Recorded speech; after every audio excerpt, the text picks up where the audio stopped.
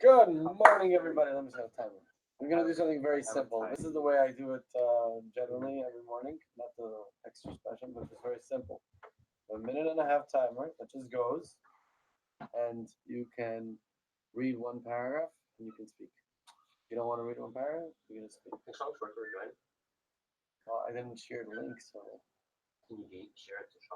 once. Did I?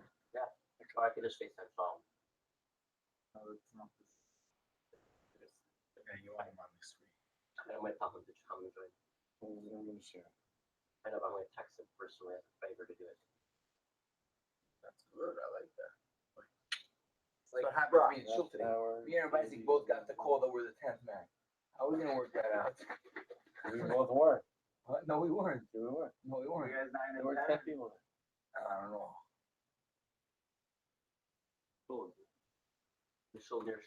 I'm like, bro, if I'm the 10th, I'm the 10th. If I'm Sounds like we had a WhatsApp group. My father sent me a 2-minute and 29-second voice message, and it's huh? No, it's not. That's good. I hate listening to voice messages. Sent me like a whole long text yesterday. Okay, let's go. I still didn't read it. Second reading. Good morning, everybody. I'd like to take my minute and 22 seconds to first of all say good morning. Morning, Speed. Morning, Shmuel. Morning, Isaac Hanan. I am very happy for all of us to be here. I am looking forward to hear what you have to say, your thoughts, your input, your questions, your answers, your emotions, aspirations. Thank you. Okay, second reading, Leviticus 21:16 through 22:16. Priests are not allowed to marry certain women. Various bodily blemishes disqualify priests from officiating in the tabernacle. If priests, on the top of page 249. If priests become ritually defiled, they may not eat sacrificial meat or the portions of the harvest that Jewish farmers are required to set aside for them. Okay, nice. I just want to comment one idea, which is I like saying it because I understand it better when I keep on saying it. Is that right? Morning. Wow, we're honored. Yatska, good to see you. That on my own, it can take me literally years to get different perspectives. So by everybody sharing, I can do it in minutes. Unbelievable. I want to comment. Priests are not allowed to marry a certain woman. That automatically puts a certain value on the woman that you could marry. Boundaries. Yeah. Various bodily blemishes that disqualify the priest from officiating. It seems a little hateful, like this guy is wounded and he can't serve God in the temple. It's a question. How do you justify that? If the Kehanim become ritually defiled, they cannot eat the sacrificial meat. That actually makes sense to me. Like you gotta be in a pure state to eat the sacrifices. If you defile yourself, or if you got defiled, then you can't partake of the meat. Anyway, time will go. Yeah, you can read all of them. Read this one. The gentle way to educate. Right? God said to Moshe, speak to Aaron. So the Torah, right, read the puzzle. what does What does that mean? The game. What is the game? Game means etc. Continue looking in Chumash. Where's the Chumash? The Torah mainly uses two Hebrew words for speaking. First one is hard speech, straightforward delivery of the accurate.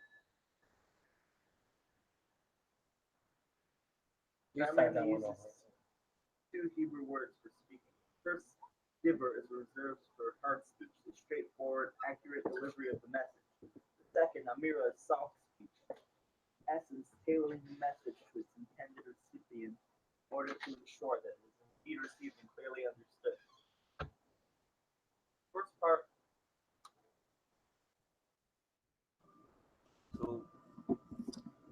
So over here, it uses the dibur, the hard speech, which means like, bro, I'm telling you this, you go do something, like I'm sending across the message. Then the second one is like would more like, let's say, a parent talking to a child, or the soft speech, where the message is all, like all personal, and it's not so concrete.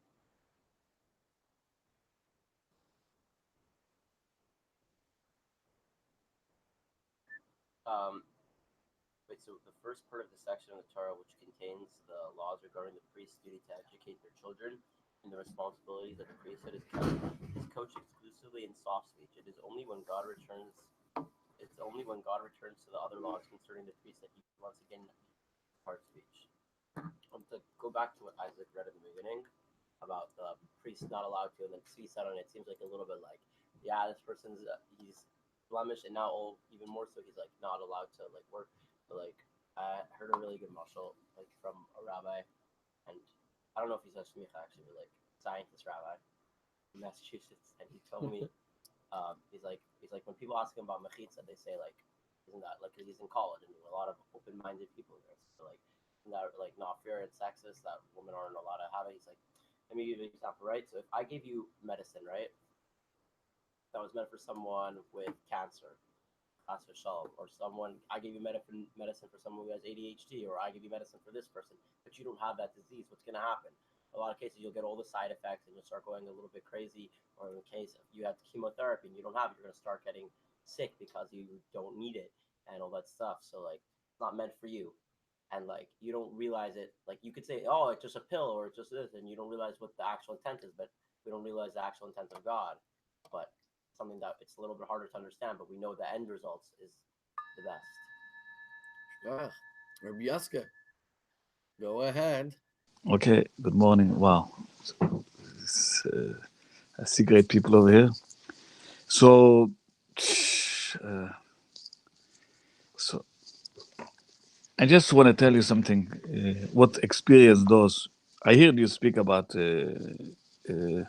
I don't know the names of here, but I'm not gonna. I'm gonna cut short something very experienced. I have a friend of mine who trains. He drums, with sticks on a do do do do do do do.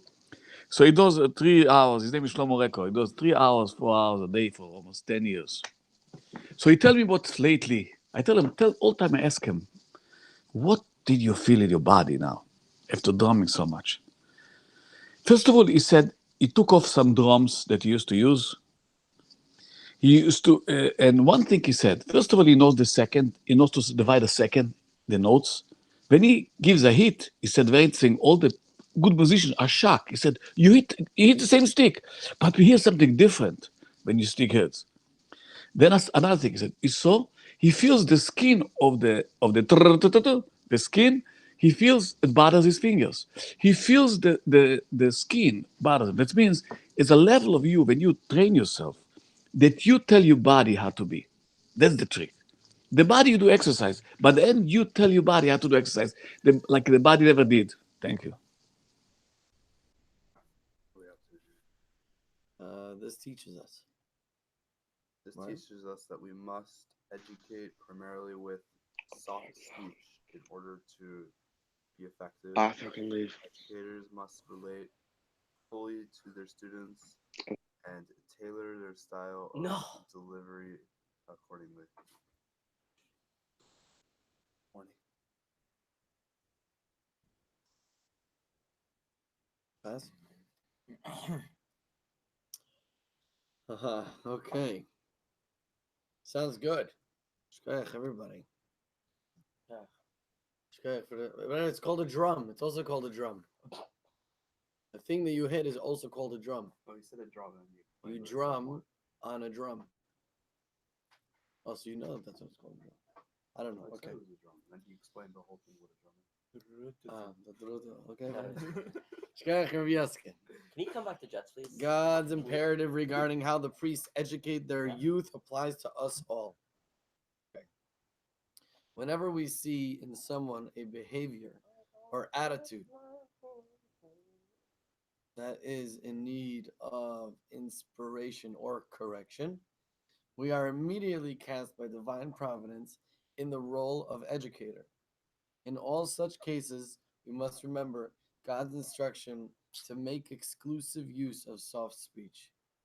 Legislative volume 27, page 158 and 159. It's found as 5742, volume 3, pages 1421 and 1424. Wow, it's a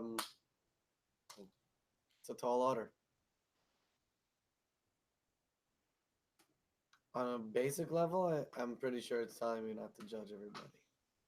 But it's not just telling me not to judge everybody. It's telling me that I'm responsible to educate them.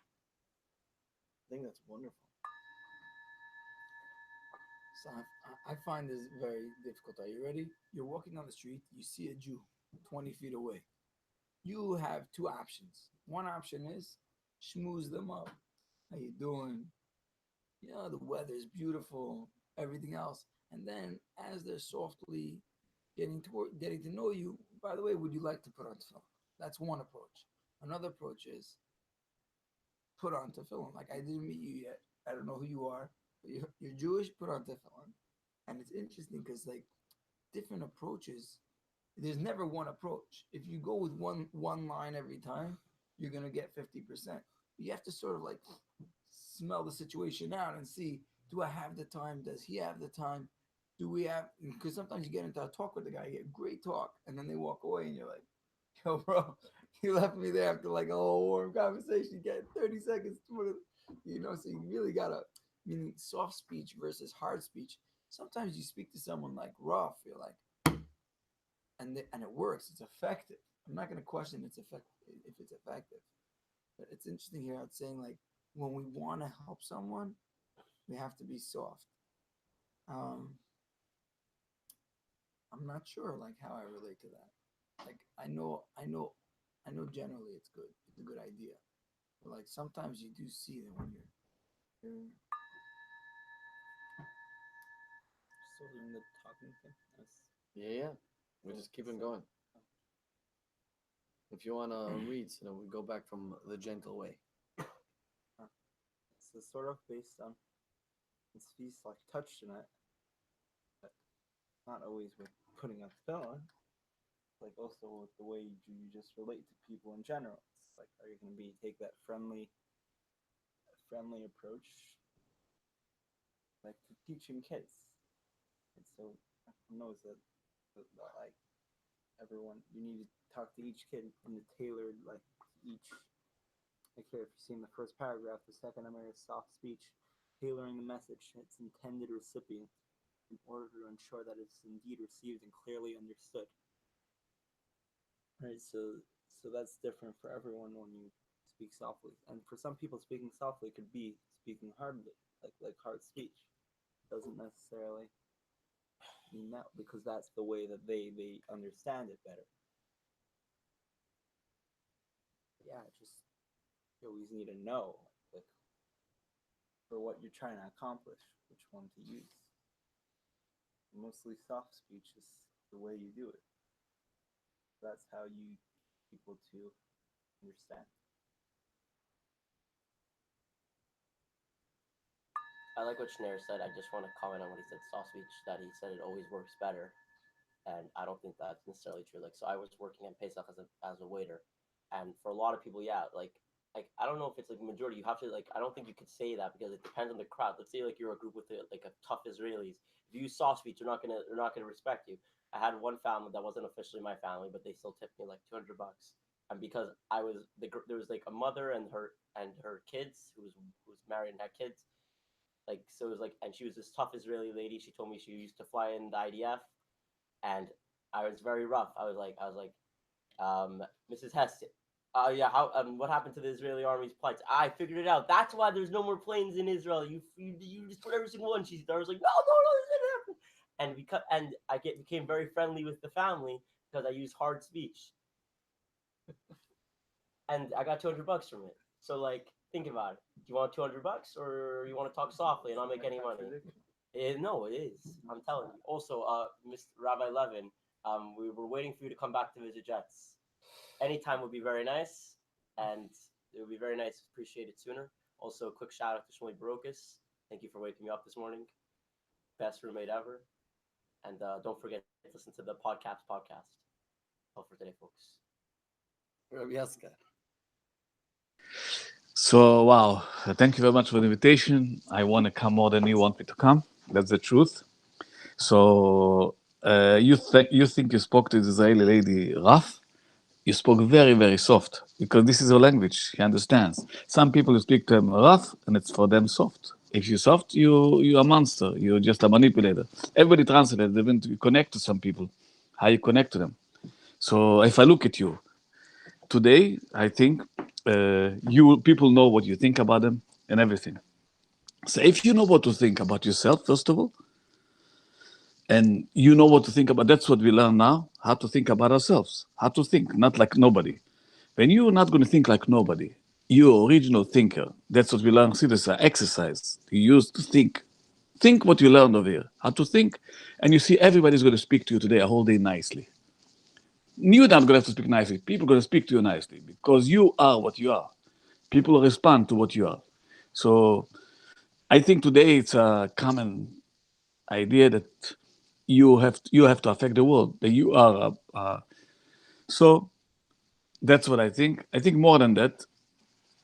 But I appreciate you guys are coming over here because I think you don't realize that you're making the pace how to think in the world. It's not how really people think, like nobody. You are the original. So it looks like hard word. I felt it, like I'm saying things, but I didn't say nothing. Thank you, Rabbi Yaska.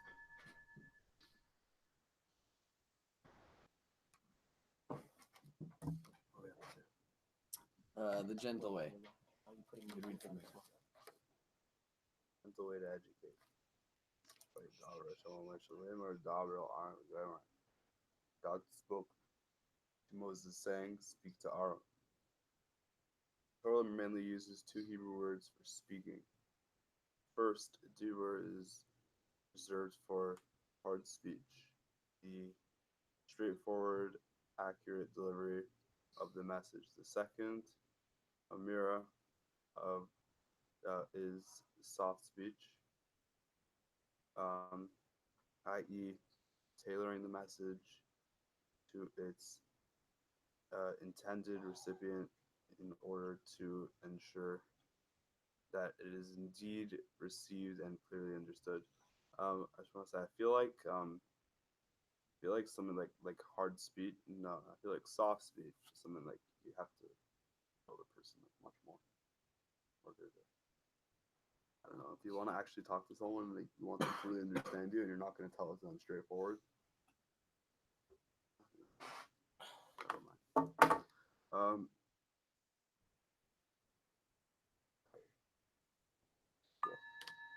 You know, it's like, first of all, everybody's saying good stuff. I think it's great.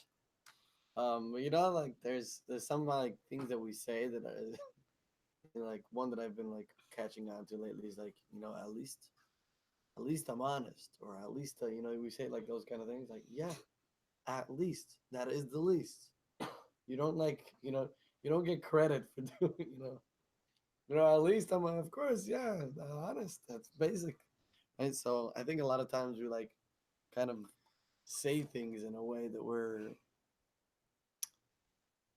you know, like, listen, I'll be honest with you.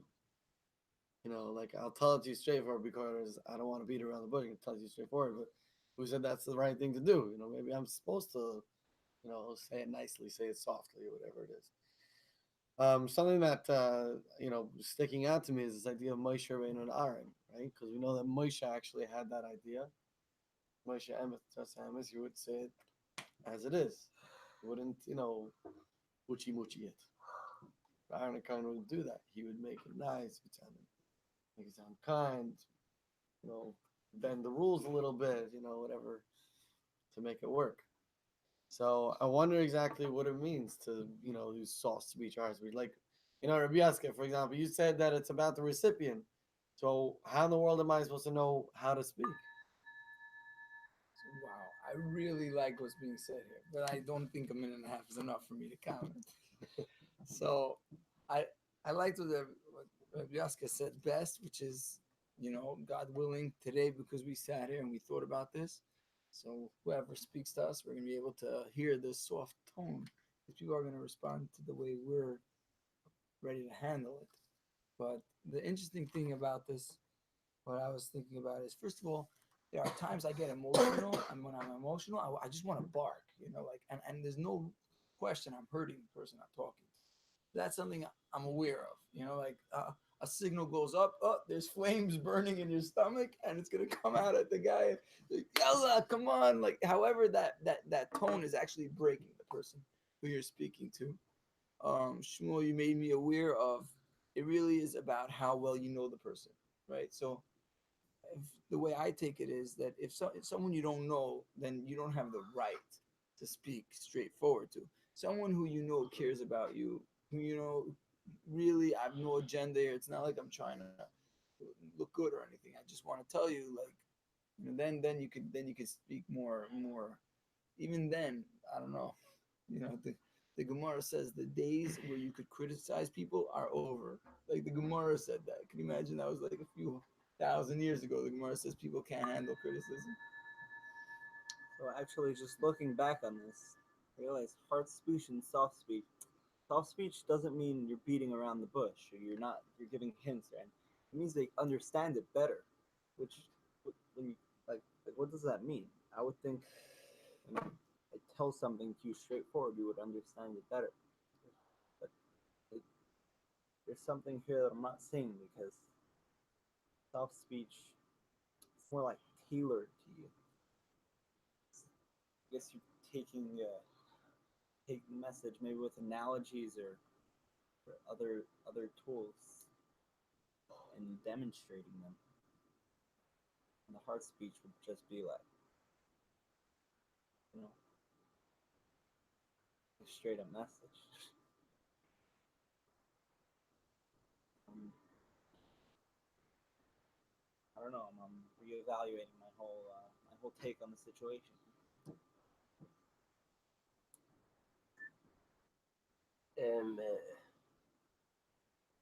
It's nice. I like FiveAlive. I think I'm gonna do this again. Good experience. No, it wasn't you either. It was Svi. You also fine. You get just double points. One competition.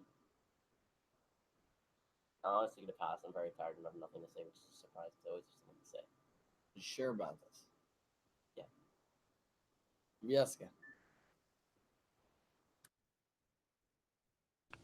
So, like now, I'm speaking to you guys. Yeah, each one is an individual, and I can promise you that everybody has. If you tell me I look good, you got me. So, oh, so when you say Five Alive is good, I like it, and I know you're not gonna like it. Also, you understand? It's crazy what I say. What mean to like something, you have to not to like also. You have to know what you go. God also, there's no God at all in the world. What mean you know something? There's two ways. Like something. They say I call das maturity. But I want to say like this.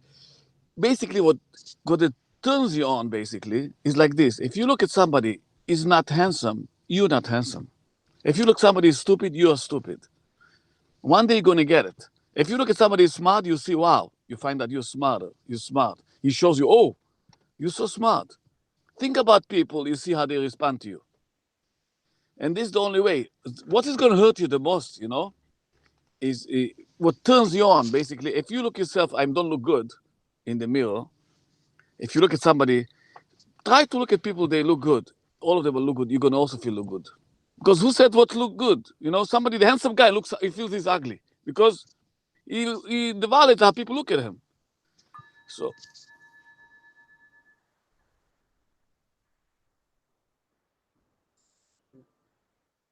Muted. No, we're good. Okay. Yeah. So first of all, you look good. Yeah. Second of all, I heard a really good expression not too long ago. I don't know where I heard it, but it's don't don't take criticism from someone that you wouldn't take advice from. It's like you have to understand like what level you're at. You know, it's like, or I felt like that was sort of like what Svi was saying. Like, just a little add in there. Yeah, go for it. Good line. I want to say that I'm 100% positive that applies to yourself as well, right? I mean, if you're not going to take your good advice, then don't take your criticism either. I heard the Rebbe say that today's youth we are already our own worst critic, so we don't need more. Um, so I like that Scenario went back and really looked at that and said, what exactly does soft speech mean? Tailoring the message to its intended recipient. I guess a different. Oh my gosh, I don't want to Chas v'Shalom quote your father, but I just realized I listened to probably like 3 hours of your father explaining this. He's explaining the difference between a Malakam and a Seva column. And he basically said I think that's what this is. He's saying, one is giving. He gave an example of a teacher student and like a drill sergeant or like a general soldier. So the teacher student, if he's gonna come and he's gonna be like, the kid's gonna go like, I don't understand. He'll be like, what do you mean? I command you to understand, right? Obviously, that's ridiculous. You're not gonna get anywhere. You can't do that. That's not how messages are given over. However, you have the opposite in the army. Every soldier's gonna be like, General. I mean, I hear your opinion, but no, I think that also not gonna work. Thank you for sharing. And Rabbi Yaska, your suit looks beautiful on you. It's tailored to you exact. Thank you. I really enjoyed seeing you. And to be honest, I was thinking it before you were started talking. Right when you went on the main screen, I was like, ooh, Rabbi Yaska. But even more than that, if I could say, your words of wisdom. Your words of wisdom are very, very accurate. So I hope you never be quiet. Always share what you have. Because it's hitting home. You're hitting home. So the idea of speaking softly, I feel, is having a back door open for the person. That means the person is able to say, "Listen, I'm not really into it." And the reason that that back door is important is because if they know that they could walk out at any time, then their being there means that it's a choice that they're making. So it's a valuable choice. Versus um you don't have that back door, then the person is just there. They might get into their heads. They're like, "Yo, I'm here, but I don't want to be here, and I don't really have a choice to be here," and all that negativity that breeds. So I think that allowing that back door opens up the risk of someone walking out, but also helps the people that are there be fully present. So that's the win.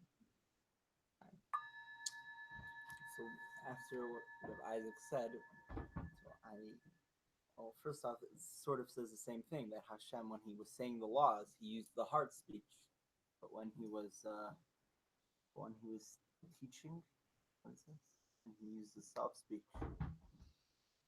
But when regarding the priest's duty to educate their children, the responsibilities of the priesthood is couched exclusively in soft speech. So the only one God returns to other laws regarding the priest that he once again used hard speech. So when you said that, I thought instantly that hard speech, you're talking about the army, right? So like hard speech is like Kabbalah Sol. There's no soldier's not gonna answer back like, bro, I don't think we should do that. That's not a good idea. But as opposed to a teacher and students, like student needs to understand, like he needs to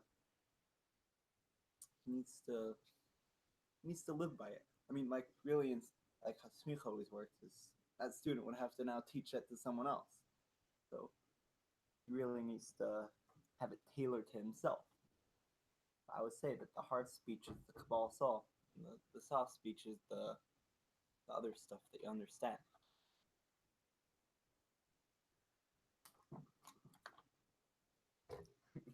Oh, Ooh.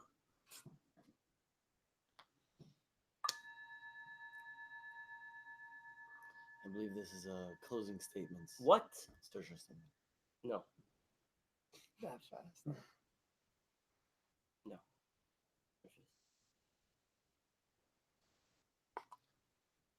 No, every 10 seconds. No. Will not let you go. I will not let you go, Isaac Khan.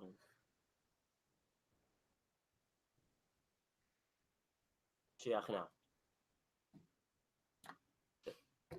What else is left to be said? So then Yeska's gonna get the last turn. Be sure about Oh wait, I get to get the last turn, not Yaska? Ha. I win. It's like a filibuster. I just have to talk about something. When I was a kid, I really liked Lego toys. So I would build Lego toys. I wasn't very good at it. So I would make like houses. The Which houses. button should I accidentally click? So yes. Kidding, let me go. Wow. Do Wow. your filibuster. Legoland, go. And so Legos are a raya for Hashem. If you look in the Legos, there's multiple different colors, multiple different size blocks. Like there's many different kinds of Yidden. But when we build together and we make a big house, it's like the Beis Hamikdash, because we need every single Yid to get involved, bring Mashiach closer. Amen. Ken Yalatzon. Thank you. Yes, okay. And the fire. All right. Fire. Good ending. Yaska, good to see you. Good to love you. Thank you for the compliments. Nice to see you guys. Can I say a second the names? What? My name is Yoske Levin. What is your name? The Shneur Zalman. The let's. Well, I'm Okay, go ahead. Go ahead. Shmuel Barokas. We've met a So couple what- times. Yeah, I saw. Well, Yeah. This is Robert Tzvi Schwartz. passing This it is over. Schneider Jacobson. Chaim Goranson. Levinson? No, Mendy Schusterman. You heard it wrong. Yeah. Call you Chaim Goranson. No, my name is Mendy Schusterman. Okay, very nice. Wow. Okay, thank you for coming. Thank you for making me be. For me, when you talk a little bit, looks stupidity. It looks so you don't even know the ripple effect. Pleasure to meet you. So I'm very happy to hear Doesn't know. all the blessings. Share now. Mashiach now.